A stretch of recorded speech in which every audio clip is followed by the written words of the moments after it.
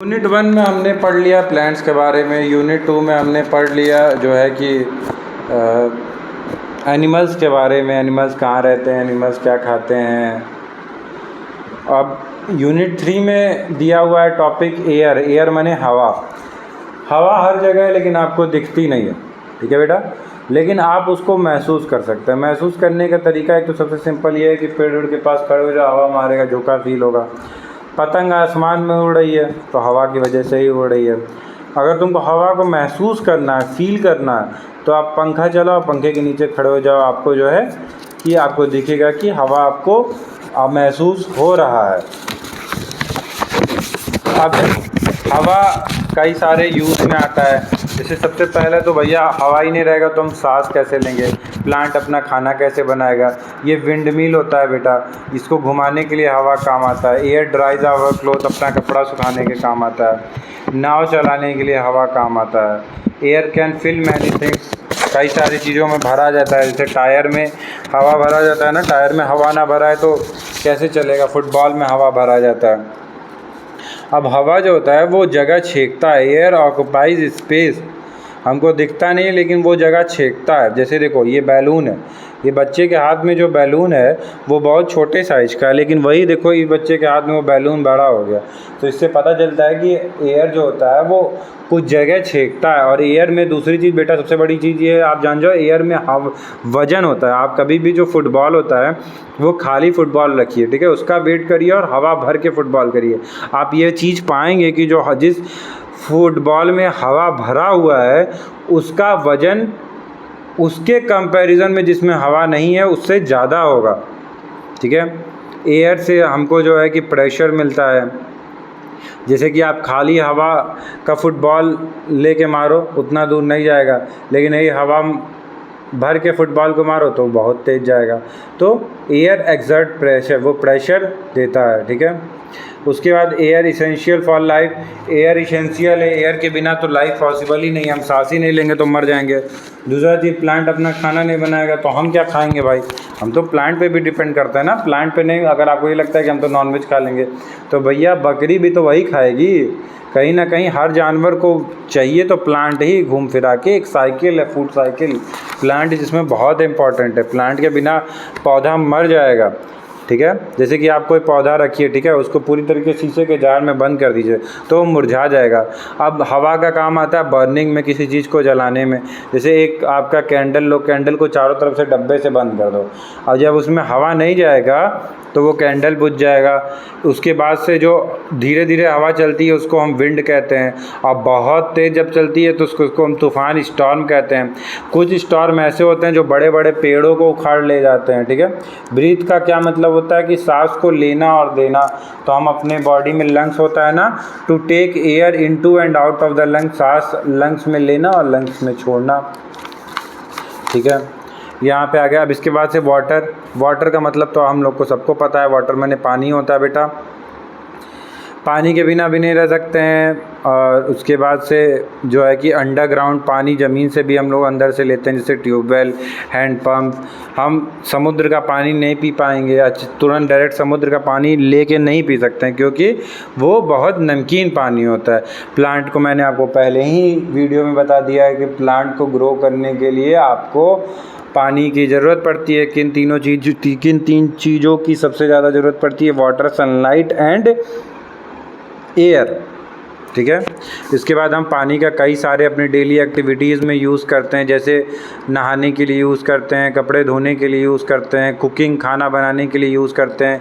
We clean our houses with water, हम पानी से अपना घर धोते हैं। We wash our utensil with water, हम बर्तन धोते हैं। We water the plants regularly, हमको पानी, प्लांट्स को पानी देना चाहिए। इसके बाद पानी हम कहाँ से हमको मिलता है? रिवर, नदी से मिलता है, सी से मिलता है, समुद्र से, लेक से मिलता है, तालाब से, ठीक है। हम वेल से, कुआं से भी पानी लेते हैं, हम हैंडपम्प चला के लेते हैं, हम ट्यूबवेल से लेते हैं, ट्यूबवेल चलाया जाता है खेत वेत में पानी डालने के लिए। उसके बाद सबसे मेन तो पानी का सोर्स है rain. Rain water is the cleanest, सबसे साफ़ पानी होता है रेन वाटर। पानी को हम स्टोर भी करते हैं जैसे डैम से। जैसे अभी भारत पाकिस्तान का ही हुआ है तो वो भारत धमकी दिया है ना, और भारत ने इंडस डैम से कहा है कि हम आपको पानी नहीं देंगे, तो भारत पानी स्टोर करता है डैम्स में। और वाटर टैंक देखिए आपके घरों पे या स्कूल में वाटर टैंक है, पॉट होगा, मटके में भी पानी भरते हैं हम, टैप में भी, बाल्टी में भी पानी भर के रखते हैं। इसके बाद सीज़न्स के बारे में पढ़ लेते हैं, मौसम के बारे में। अभी जैसे अभी हमारे को गर्मी लग रहा है, इसके बाद बारिश आएगा, ठीक है, कुछ ठंडी मौसम आता है, कोल्ड आता है, तो जो हवा में बदलाव आता है उनको हम कहते हैं वेदर। वेदर आपका आज गर्म है तो हो सकता है कल ठंडी भी हो जाए, जैसे कि आपका कल बहुत तेज़ धूप है और तुरंत बारिश हो जाए, मौसम ठंडा हो जाएगा, ठीक है। तो सीज़न्स होते हैं, उसको मौसम कहते हैं। सबसे पहला मौसम है समर सीज़न जो अभी चल रहा है, गर्मी की छुट्टी, पंखा चलाते हैं, कूलर चलाते हैं, हम पानी में खेलना पसंद करते हैं, हम आइसक्रीम खाते हैं, ठंडा पानी पीते हैं, हम सूती कपड़े पहनते हैं, हम ठंडी में स्वेटर, गर्मी में स्वेटर पहनते हैं कि ठंडी में, गर्मी में स्वेटर पहनते हैं।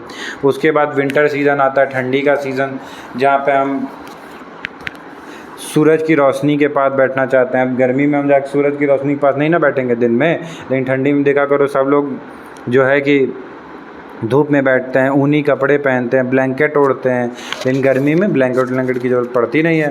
देखो ये लो बच्चे लोग, ठीक है। उसके बाद रेनी सीज़न आता है। रेनी सीज़न में खूब सारा बारिश होती है, मॉइस्ट होता है मौसम। जो चिल्ड्रन, जो बच्चे होते हैं वो रेन में खेलना चाहते हैं। ब्लैक क्लाउड, काला बादल छा जाता है आसमान में, हम अम्ब्रेला लेते हैं, रेनकोट लेते हैं। देखो ये अम्ब्रेला ली है, ये रेनकोट लिया है, रेनकोट पानी पड़ेगा तो उसका कपड़ा नहीं भीगेगा।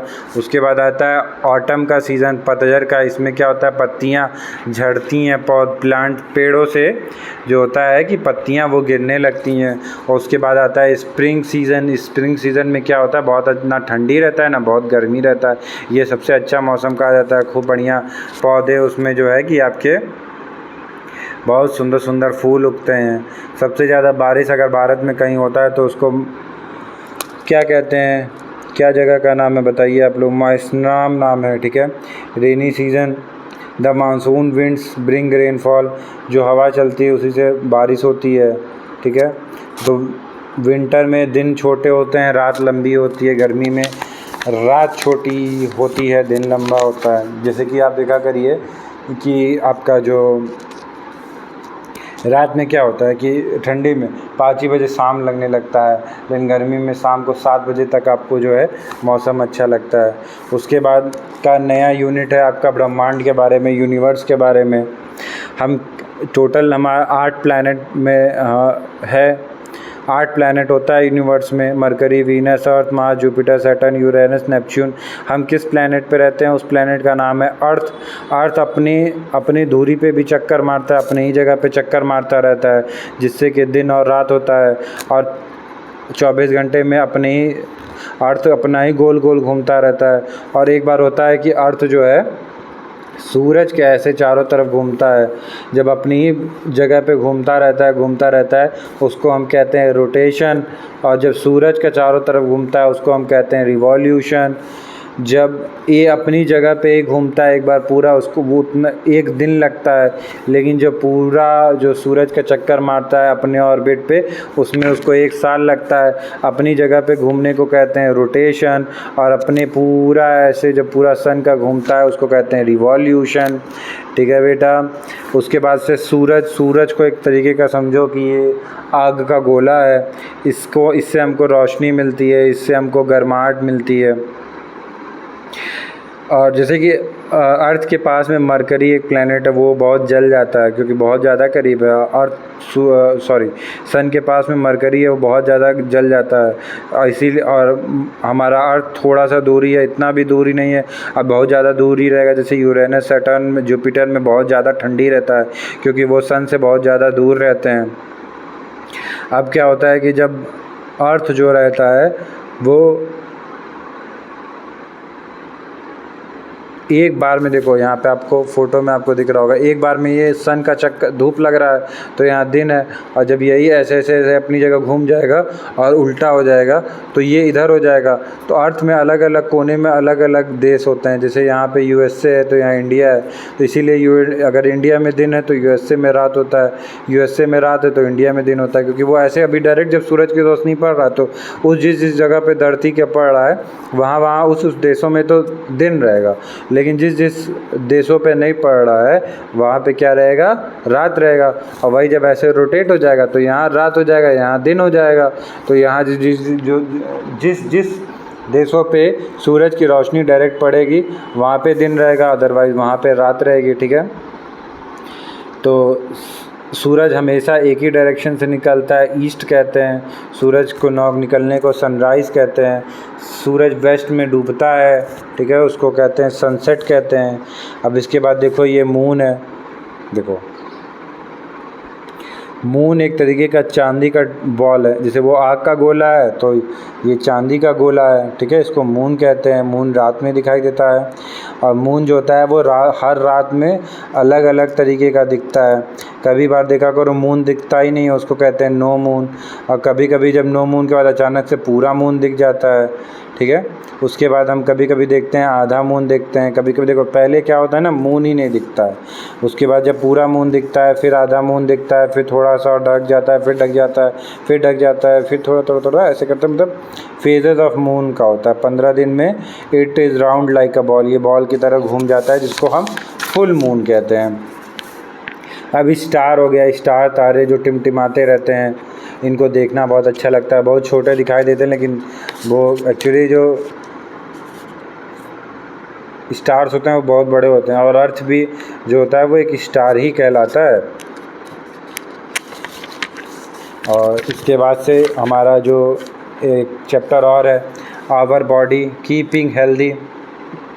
हमको अपने शरीर को अच्छे से साफ़ सुथरा करना चाहिए, अपना ब्रश करना चाहिए, नहाना चाहिए, रोज़ नाखून काटने चाहिए, साफ़ सुथरे कपड़े पहनने चाहिए, प्रेस हुए, हाथ धोना चाहिए खाना खाने से पहले और खाना खाने के बाद।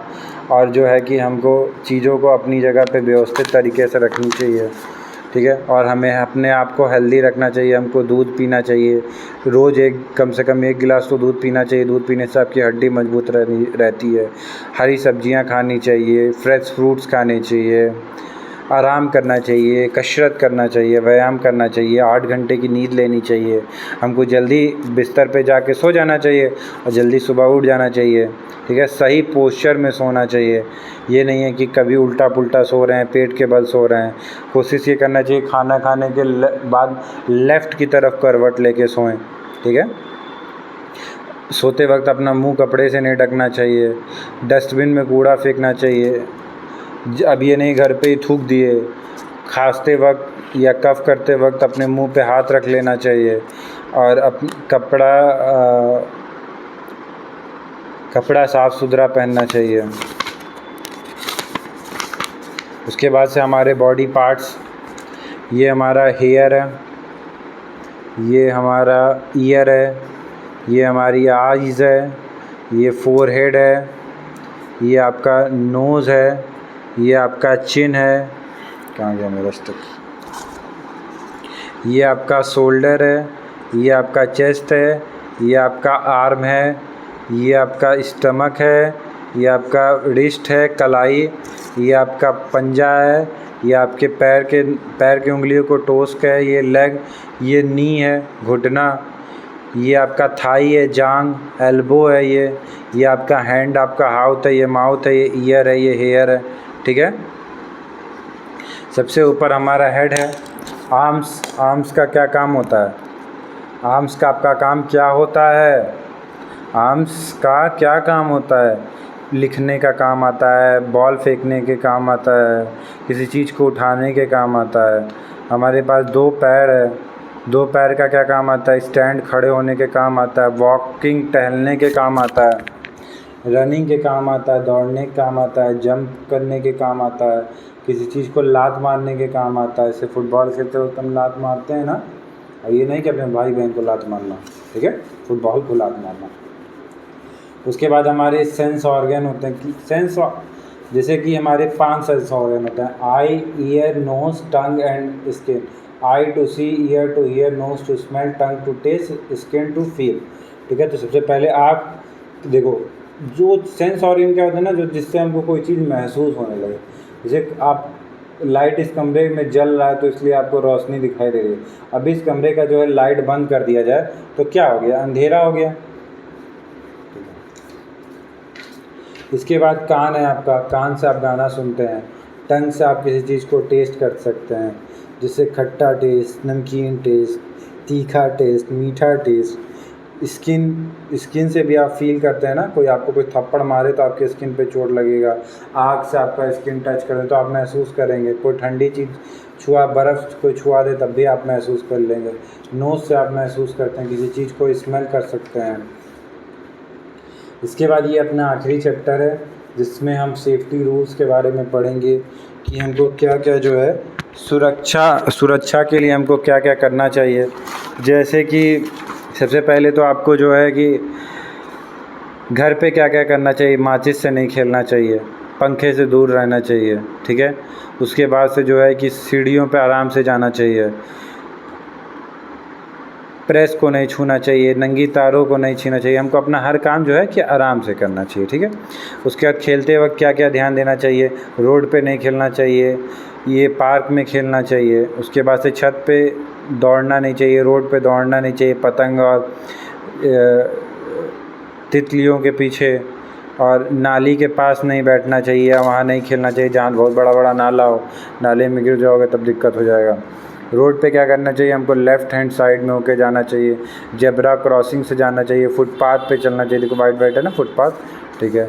ट्रैफिक लाइट देखना चाहिए, उसके हिसाब से चलना चाहिए। और बस में चढ़ना है तो एक लाइन से खड़े होकर चलना चाहिए। स्ट्रे एनिमल, जो सड़क के जानवर होते हैं उनको चिढ़ाना नहीं चाहिए, मारना नहीं चाहिए। और हमको क्या करना चाहिए कि